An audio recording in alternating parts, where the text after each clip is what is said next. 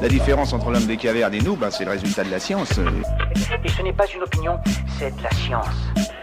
Notre monde n'est pas si moche. Existe-t-il des cadrans lunaires ? Tout à fait, et leur fonctionnement est identique à celui d'un cadran solaire. Une tige, appelée gnomon, projette une ombre sur une table graduée.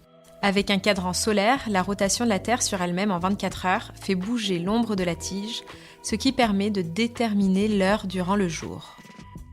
Dans le cas du cadran lunaire, la lumière solaire est réfléchie par la Lune.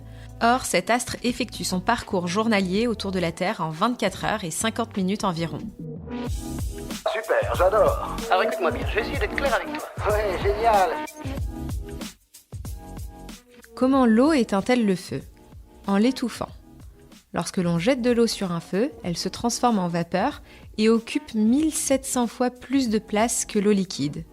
Elle crée ainsi une barrière entre le feu et son comburant, l'oxygène de l'air. Mais les feux de forêt peuvent facilement atteindre 650 degrés Celsius, voire plus.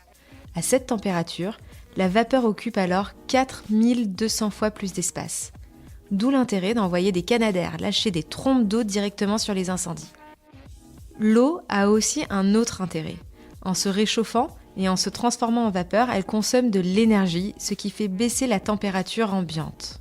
Or, moins il fait chaud, moins le feu peut démarrer et se propager rapidement.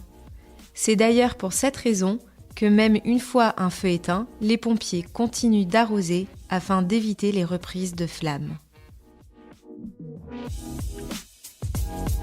Voilà. Il ne reste plus qu'à vous remercier de votre attention. Au revoir.